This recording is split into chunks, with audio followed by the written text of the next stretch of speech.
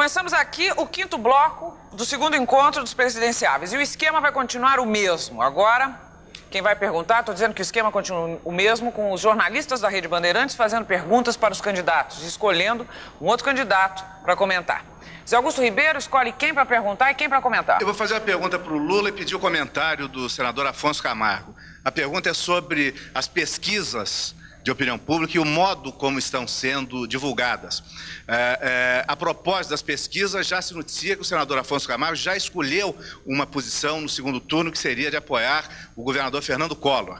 Essas mesmas pesquisas, do modo como são apresentadas, mostram a candidatura do Lula numa queda e que já me parece que em alguma cidade ele estaria em sexto lugar, tendo sido o primeiro ou o segundo, logo em novembro do ano passado. Então, eu queria perguntar ao Lula, com o comentário do senador Afonso Camargo, como é que estão encarando estas últimas rodadas de pesquisa e aquilo que tem sido transmitido aos eleitores na divulgação dessas pesquisas. Bom, primeiro eu estou extremamente feliz com o resultado das pesquisas. Se tem alguém que deve estar feliz nas pesquisas, sou eu. Primeiro porque eu saí de Garanhuns em 1952 para não morrer de fome e hoje sou candidato a presidente da República. Isso já é um motivo extraordinário da classe trabalhadora, pela primeira vez na história desse país, produzir um candidato. Um candidato que, embora não tenha nenhum diploma universitário, possa disputar em igualdade de condições com os outros companheiros a presidente da República. Em segundo lugar, eu acho que as pesquisas são publicadas de forma facciosas. Por exemplo, elas colocam o resultado como se fosse definitivo e não coloca claramente que tem mais de 60% das pessoas que não têm candidato definido e não coloca que mesmo entre as pessoas que já se definiram o candidato, 72% segundo lugar estão dispostos a mudar de voto, depende de ser convencido.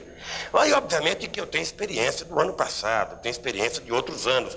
É que nós sabemos que a pesquisa começa a ser mudada agora. Afinal de contas, a campanha existe exatamente para que a gente possa convencer o eleitorado. E eu estou tranquilamente, Zé Augusto, tranquilamente convencido de que nós vamos, na hora que começar o tete-a-tete, a hora que começarmos a conversar com a sociedade brasileira, a hora que tivermos igualdade de condições, nós vamos, obviamente, falar com o conjunto da sociedade e vamos convencê-lo de que a nossa proposta é a melhor proposta. Obviamente que eu vou, inclusive, tentar convencer o Afonso Camargo a votar, sabe, no segundo turno em mim. É porque não tem lógica nenhuma uma pessoa com a justeza de procedimento que ele disse aqui agora e votar numa pessoa que é exatamente o contrário a tudo que ele disse. Ora, uma pessoa que diz que não é político, mas herdou bionicamente a prefeitura do regime militar. Uma pessoa que diz que não é político, mas não conta no canal de televisão a origem da riqueza, sabe, da sua família, que se deveu à política, possivelmente à política podre desse país. Então eu espero contar com o apoio de outras pessoas, inclusive com o Afonso Camargo, não decida antes do segundo turno Lula. Qual é o seu candidato. O senhor tem 1 minuto. Eu, inclusive, cheguei a pensar em propor a nós todos que organizássemos uma associação de defesa dos presidenciáveis de 89. Para uma série de coisas. Essa pressão grande que temos aí para comparecer a tudo, todos os dias. E também para estabelecermos que essa pergunta sobre o segundo turno é absolutamente proibida de ser feita. Porque fazem a gente ter uma tendência de responder as perguntas, eu gosto de responder as perguntas, e, na verdade, se eu tivesse que apoiar alguém por antecipação, eu não seria candidato, é evidente. Se a gente se apresenta, sai candidato para ser presidente da República, a gente entra numa competição, e a competição é para saber quem é melhor. Se eu não me considerasse o melhor dos candidatos, e nisso aproveito também para esperar o apoio do Lula, eu indo para o segundo turno, se eu não me considerar o melhor dos candidatos, eu não tinha nada que fazer na campanha. Então, realmente, eu estou na expectativa de poder crescer, já disse isso, eu repito. Espero crescer, pretendo disputar, pretendo ir para o segundo turno. Tenho sido convidado aí por vários presidenciáveis, alguns me convidaram para ser candidato a vice-presidente com ele, outros já me convidam para ser ministro, então eu acho que eu tenho condições de ir para o segundo turno e receber o apoio de um mundo de candidatos. 1 minuto de réplica, Lula. Olha, eu queria apenas dizer o seguinte, eu estou extremamente feliz com a campanha. Eu tenho feito, possivelmente a imprensa tem demonstrado isso, os melhores comícios feitos nesse país. E vou essa semana para Minas Gerais dar sequência à campanha. Estou fazendo uma campanha tentando combinar a porta de fábrica com centro comercial, com debate universidade, com televisão, e estou vendo a receptividade extraordinária. Então, Eu estou extremamente convencido de que a verdadeira pesquisa será aquela do dia 15 de novembro e eu tenho plena convicção que nós vamos mudar a cabeça de muita gente nesse país. Tenho plena convicção. Na hora que as pessoas começarem a saber a verdade, na hora que as pessoas começarem a receber as informações corretas, as pessoas vão perceber que não é possível uma raposa tomar conta de uma galinha. E tem gente aí, muita raposa, dizendo que vai tomar conta do galinheiro e nós sabemos que vai comer as galinhas como sempre comeram nesse país. Então nós vamos tentar mostrar isso para o povo, que é para o povo ficar alerta, preparado e perceber quem é quem na política nacional. E aí é que eu estou convencido de ganhar esse primeiro turno. Fernando Mitre vai perguntar para quem com comentário de quem? Vou perguntar para o senador Mário Covas com comentário do Dr. Caiado. Senador Mário Covas, o senhor, num certo momento da Constituinte, chegou a ser chamado de comunista por setores da UDR, inclusive. Foi na época aguda da discussão sobre a reforma agrária. Depois o senhor entrou nessa campanha, propôs o choque capitalista e propõe também uma mudança do modelo econômico. Eu gostaria de saber quais são as ideias principais dessa mudança de modelo econômico que o senhor propõe. E depois gostaria de ouvir a palavra do Dr. Caiado sobre esse modelo que o senhor propõe. É verdade. Houve quem me chamasse de comunista, em particular, o presidente da UDR. Fez isso no Brasil inteiro. Eu não estou contando nenhuma novidade. Hoje até dá para entender. Ele está sentado aqui como candidato a presidente. E foi a sua interferência que impediu que, em determinado instante, se fizesse um acordo para a votação da reforma agrária, com o qual todos os partidos, à exceção de um, estavam de acordo, inclusive o PDS. Eu não propus nenhum modelo novo. Não há nada na proposta do PSDB que não esteja contemplado na Constituição. É evidente que a gente pode extrair do meu discurso uma frase que, aliás, se toma normalmente pela metade. Eu digo, é preciso que esse país tenha um choque de capitalismo. Choque de livre iniciativa sujeita a riscos e a lucros. Extrair não diz o choque de capitalismo, como se isso fosse uma diferença de posição. A rigor não é. Para mim, choque de capitalismo é acabar com o Estado cartorial. Para mim, choque de capitalismo é terminar, para falar em bom português, com gente mamando nas tetas do governo. Para mim, choque de capitalismo é acabar com uma prática que foi constante neste país de se privatizar o lucro e socializar o prejuízo. Para mim, choque de capitalismo é adotar o que a Constituição determinou e fazê-la em benefício de todos os brasileiros, e não de alguns em particular. Como fazer isso é citado numa proposta que, afinal, se volta para todos os setores. Mas ela absolutamente está em desacordo com o que diz o programa do PSDB, está em desacordo com qualquer texto da Constituição. Um minuto. Eu tenho que reconhecer que a vitória nossa teve um sabor especial porque o senador é um homem inteligente e até quando o senhor tinha a liderança do PMDB, realmente as vitórias foram mais aguerridas e mais difíceis, mas nós fomos vitoriosos desde a subcomissão até o segundo turno. Mas, senador, alguma coisa me inquieta, e inquieta milhões de brasileiros. O senhor, no capítulo 2º da política urbana, o senhor realmente deixou com que as indenizações fossem feitas ou a dinheiro, tá certo, nas terras ocupadas, ou nas subocupadas. O senhor autorizou um parcelamento ou edificação, depois um imposto progressivo e só em terceiro lugar uma desapropriação com títulos da dívida pública com 10 anos de prazo.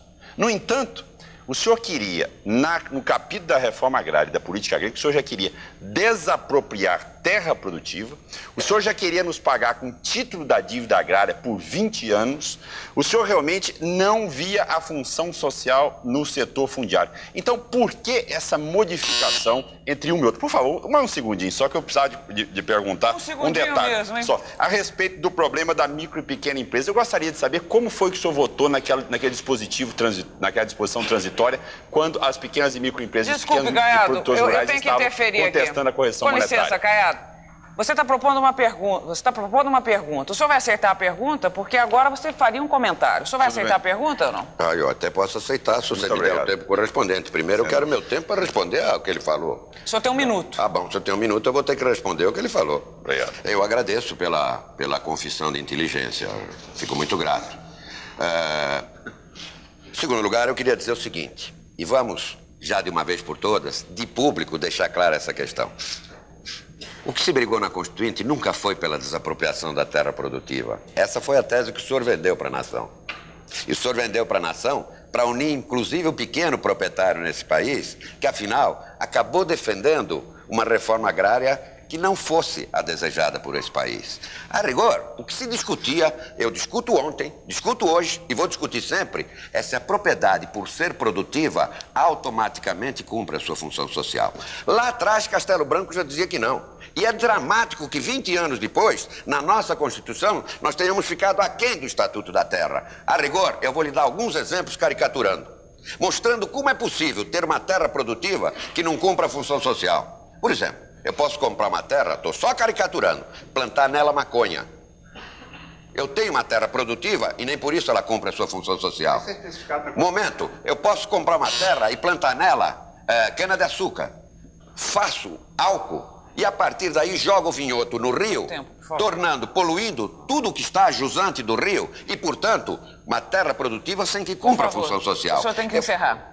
Por favor. Nós queremos dizer que o vinhoto hoje é utilizado como adubo. Eu sei que o vinhoto é usado como adubo, mas ele não a precisa ser réplica era usado dele. como adubo. A réplica era dele. Peraí.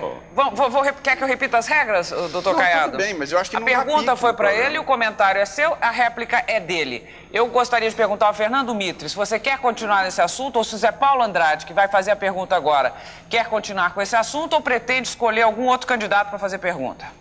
Eu tenho uma outra pergunta para fazer, depois eu volto a esse assunto com o doutor Caiado e do senador Covas. Tá ótimo. Zé Paulo de Andrade. Eu quero fazer a pergunta para o doutor Ulisses e o comentário do deputado Luiz Inácio Lula da Silva. Doutor Ulisses, como é que o senhor pretende mostrar ao eleitor que, se ganhar, o seu governo não será uma continuidade do governo Sarney? De que o seu PMDB participa até hoje, tendo montado ministérios e ocupado a maioria dos cargos de segundo e terceiro escalões, e ao qual até recentemente o senhor deu respaldo. Afinal, o senhor e o seu partido são do governo ou da oposição? Bom, começarei inicialmente dizendo o seguinte, nada com os fatos. Os fatos são o seguinte, depois de 1986, que houve a desincompatibilização, nós não temos compromisso nenhum com o governo. Nenhum. Compromisso de qualquer sorte. E quem diz isto é o partido. O partido, através de uma nota do partido, que eu vou ler aqui, declarando-se da Comissão Executiva Nacional, independente em relação ao governo federal, e nele não se sente representado pelos seus filiados que integram o Ministério pela escolha pessoal do senhor Presidente da República.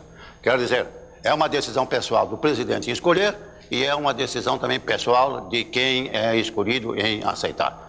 Além disso, desejo dizer, na rapidez, na precariedade do tempo que aqui temos, desejo dizer o seguinte, que durante praticamente 2 anos nós tivemos na Constituinte, e na Constituinte votando dispositivos em todos os sentidos que contradizem a política do Presidente da República.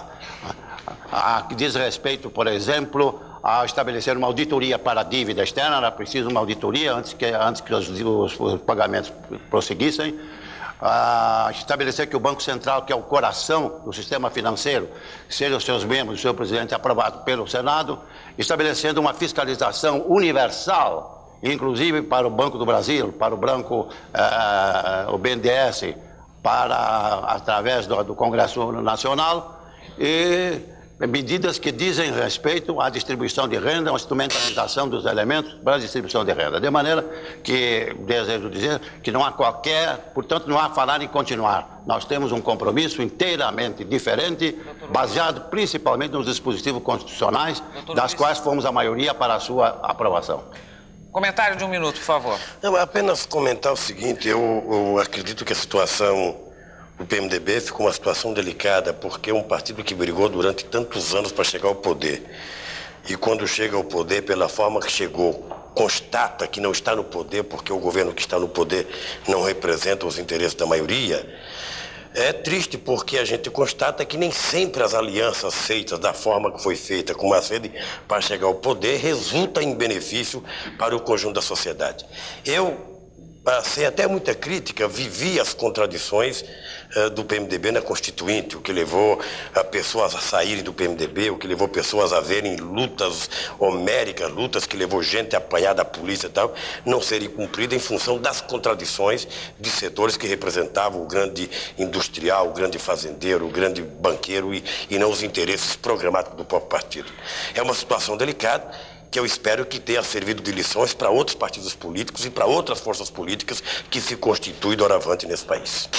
O senhor tem um minuto de réplica, doutor Ulisses. Bom, eu volto a afirmar o seguinte: o partido sempre lutou desde a sua fundação no sentido de ocupar espaço social, no sentido de acabar com a injustiça social.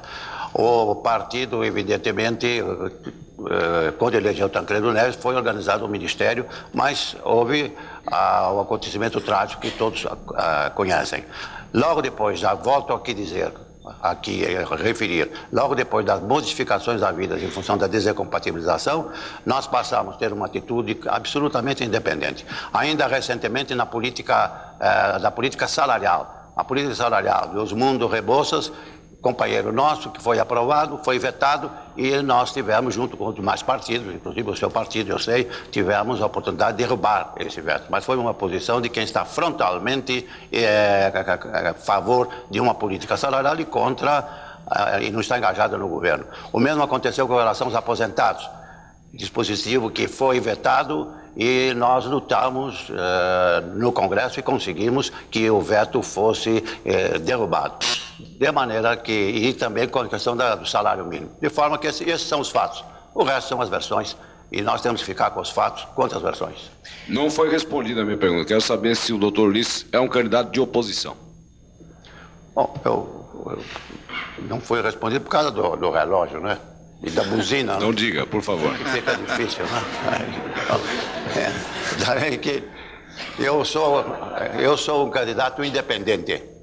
Um candidato que só tem compromisso com aquilo que consta do nosso programa. Um candidato fundamentalmente, que entende fundamentalmente que soou a hora social nesse país, da injustiça social que precisa ser corrigida.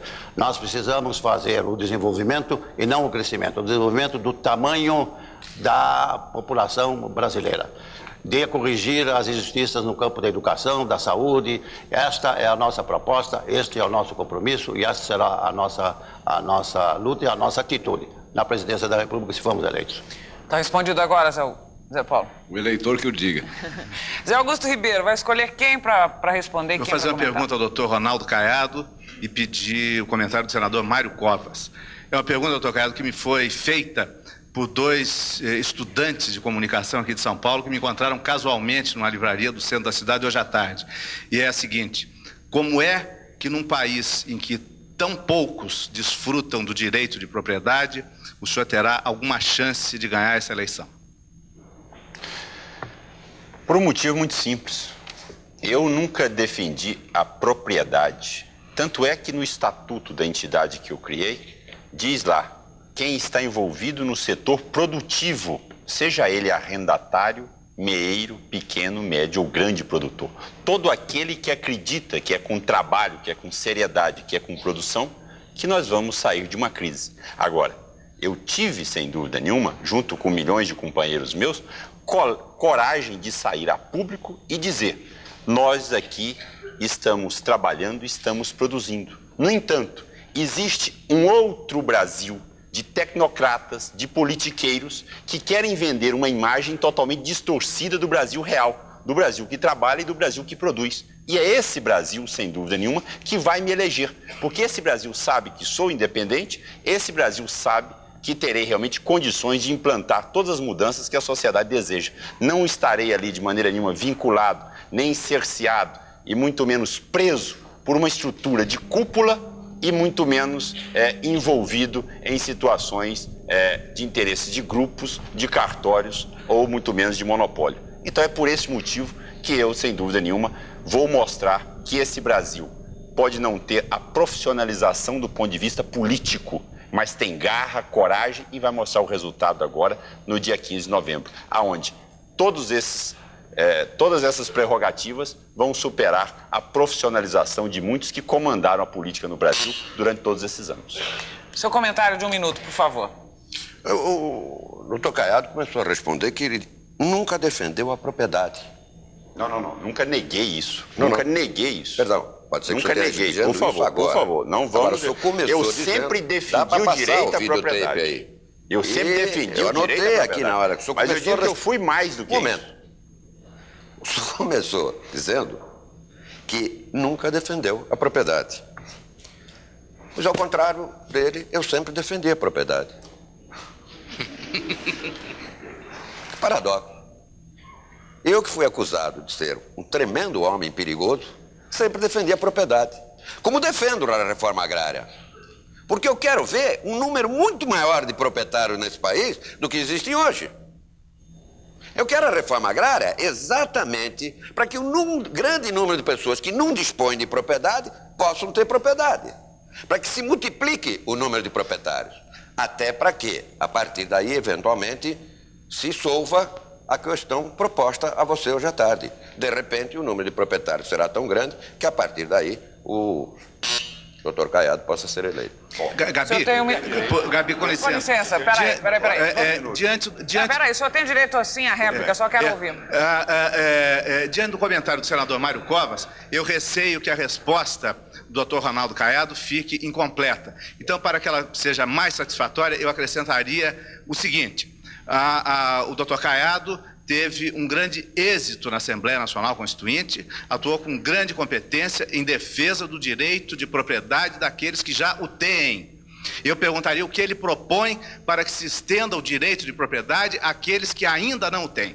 1 minuto, por favor. Bem, então vamos deixar bem claro que não só defendi, mas foi a única vitória obtida dentro daquela Assembleia Nacional Constituinte, quando na subcomissão todos vocês tentavam, principalmente comandado pelo senhor senador Mário Covas, tentava desestabilizar e penalizar todo o setor produtivo primário. Naquela votação ganhamos de 13-12, que o senhor se lembra muito bem. Então, me causa espanto o senhor não aceitar aquilo que foi aprovado na Assembleia Nacional Constituinte, que é norma constitucional, e recorrer àquilo que o senhor dizia antigamente, que é entulho autoritário da época de Castelo Branco, e dizer que aquilo redigido por Castelo Branco é mais, talvez, atual ou momentoso do que aquilo que foi elaborado na nova Constituição. Isso me causa espanto. Agora, infelizmente, o senhor também não nos respondeu por que o senhor foi tão complacente com a política urbana e foi, de uma certa maneira, tão penalizador sobre a política agrícola e a reforma agrária, tentando nos desapropriar. Por que essa dupla posição em relação a um e em relação a outro? E quanto à resposta... Doutor Caiado, a sua pergunta vai ficar sem resposta, porque agora era a hora do seu comentário, a sua réplica, não de uma pergunta. Tudo bem, mas eu não poderia deixar de fazer essas colocações, porque poderia pairar alguma dúvida. De repente, eu estou vendo aqui o senador Mário Covas se vestindo de defensor da livre iniciativa. Aliás, eu até não dei conta de entender essa conversão dele para o capitalismo. Só uma licencinha. Antes com licença. Antes de continuar... E agora o Fernando Mitre vai fazer as perguntas. Eu gostaria de deixar claro aqui, mais uma vez, o seguinte. Este programa está calcado em cima de regras estabelecidas, pré-estabelecidas, em reuniões com os senhores assessores dos candidatos. Eles foram aqui representados, várias reuniões, e por consenso chegaram a essa conclusão, que os tempos necessários para as respostas seriam esses e os tempos para réplica, tréplica, respostas seriam esses. Estamos exatamente dentro do que os senhores candidatos propuseram e nós aceitamos aqui na Rede Bandeirantes. Sua pergunta é para quem, Fernando Mitre? Parece que também consta da combinação que quando alguém foi citado pessoalmente, e sobretudo sendo sobre um assunto que não estava em tela, tem o direito a falar. Fernando Mitre, vai ser assim? É verdade. Quando um candidato é citado por outro candidato, ele tem direito a 1 minuto. Perigo, né? hein? Vamos ficar aqui, agora, ó. Não, mas não quando um está respondendo o outro. Quer dizer, se o doutor Caiado, ao responder o senador Mário Covas, citar o senador Camargo, ele tem direito. Mas enquanto os dois estão no tete-a-tete, não. Então, nesse caso aqui, encerrou-se o assunto nesse instante aqui? É isso que eu quero colocar, porque eu havia prometido aqui voltar ao assunto com o doutor Caiado e não foi possível. É a sua vez de fazer a pergunta. Pois é, mas agora eu teria que perguntar para o doutor Afonso. Aliás, eu tenho uma pergunta mesmo que eu quero fazer para ele, mas eu acho que eu precisaria fazer uma perguntinha rápida para o doutor Caiado, porque foi prometido aqui no programa, né? para o comentário do senador Mário Covas, né? Peraí, eu sinto muito, você não vai poder fazer isso, porque aí vamos romper completamente. Certo, só para dar uma com a regra. satisfação ao telespectador. Então a regra não permite, está certo. Eu só quero consignar uma coisa. Eu aceito plenamente, não tem nenhum problema. A mediadora é testemunha que eu sou um aluno obediente aqui, de forma que eu aceito. Agora, a coisa se passou da seguinte maneira. Foi feita uma pergunta a respeito de um tema do senhor Ronaldo Caiado. A mim me coube fazer considerações a respeito. Em seguida, coube a ele uma tréplica. Uma réplica? Réplica ao seu comentário. Bem, réplica ao meu comentário. E ele trouxe um outro assunto. Trouxe um outro assunto relativo. O senhor não respondeu. Eu simplesmente quero deixar consignado isso, eu não vou sustentar Ficou a necessidade consignado, de falar. está consignado. Perfeitamente. E agora, Mas quero eu consignar. sinto muito. Vamos continuar. Você vai fazer pergunta? Eu não posso, então, fazer a pergunta que eu tinha prometido ao doutor Caiado. Eu só estou dando essa satisfação ao telespectador, porque o Zé Augusto fez a pergunta ao doutor Caiado e ele ficou perguntando. Em seguida, nós vamos ter os jornalistas de outros veículos. Eles que certamente vão explorar esse assunto. Claro. O senador Afonso Camargo, a imagem do político brasileiro está muito desgastada. Recentemente houve uma pesquisa que mostrava que o banqueiro do jogo do bicho tinha maior credibilidade junto à população do que um político. Eu pergunto ao senhor, e depois eu gostaria que o doutor Ulisses comentasse isso. Como o senhor espera, como o senhor imagina que seja possível recuperar a imagem do político no Brasil, sendo que alguns candidatos fazem campanha exatamente como antipolíticos? Quer dizer, isto é altamente negativo para a vida política do país. É fácil entender. Os bicheiros pagam as suas contas. E os políticos nem sempre pagam as suas contas. Essa é uma realidade. Eu sou cobrado muito com relação a isso. Nós somos cobrados. Qualquer coisa que acontece no Congresso Nacional errada, o eleitor, a sociedade nivela por baixo. E eu tenho registrado o seguinte: não há nenhum senador, nenhum deputado federal, nenhum deputado estadual, nenhum vereador escolhido por sorteio. Todos foram escolhidos pelo voto na urna. E eu digo isso dentro de uma linha muito pragmática. Um de nós será o presidente da República. E nós precisamos de um Congresso renovado, em 1990, renovado e melhorado. Porque essa é uma realidade brasileira. Políticos com mau índice de aprovação, partidos enfraquecidos, e não se faz democracia sem partidos organizados e políticos credenciados perante a opinião pública. Então esse é um dos problemas que nós vamos ter que enfrentar. Eu, inclusive, tenho muita convicção disso e fico, às vezes, preocupado quando se procura só mostrar facilidades na campanha. Nós temos muitas dificuldades no país, mas vamos superá-las. Seu comentário, doutor Ulisses.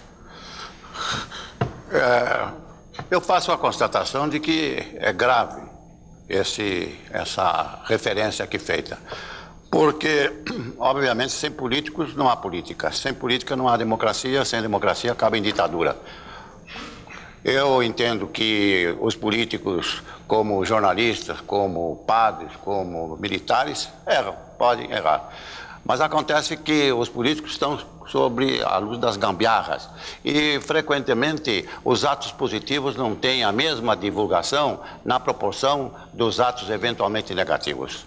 Às vezes um deputado se esforça, derruba uma biblioteca, faz um parecer notável, isso sequer é noticiado. Mas se há um incidente qualquer pessoal, isso gera imediatamente manchetes e notícias. De forma que, além disso, desejo afirmar que a boa maioria, a grande maioria, eu dou testemunho, por exemplo, da Constituinte. Esses parlamentares que aí está, trabalharam na Constituinte. Eu verifiquei que de manhã, de tarde, à noite, de madrugada, 70 e tantas mil emendas foram apreciadas. Isso constitui um testemunho, sem dúvida nenhuma, de que uma boa maioria desses políticos estão cumprindo com o seu dever. Está havendo uma desinformação peculiar aos períodos de transição. O velho não acabou e o novo não chegou. E se paga esse preço. Mas é injusto. O senhor tem um minuto de réplica, senador. E os políticos se desmoralizam porque erram. há um momento nessa história recente da política brasileira em que nós cometemos o absurdo da democracia. Se nós consultássemos, durante a Constituinte, qualquer grupo de 500 cidadãos brasileiros, cidadãos e cidadãs brasileiras, com relação ao tema mandato do presidente Sarney, 4 anos, 5 anos, qualquer grupo diria 4 anos. No entanto, o grupo dos constituintes, representantes da opinião pública e do povo, votou 5 anos. Nós hoje já deveríamos estar com um presidente recuperando, tirando o país da crise, porque teria a credibilidade que a urna lhe teria dado. Outro caso, o anexo do Senado é que eu tive que mover uma ação popular na Justiça Federal para impedir a construção de uma obra de 50 milhões de dólares, 17 andares, numa hora de crise brasileira. É evidente que isso desgastou também a imagem do Senado. Então, acho que nós temos que mudar isso e fazer aquilo que o povo quer dos políticos. Vou chamar o intervalo aqui e partir para o próximo bloco em seguida, que no próximo bloco os jornalistas de outros veículos de comunicação vão fazer perguntas. Até já.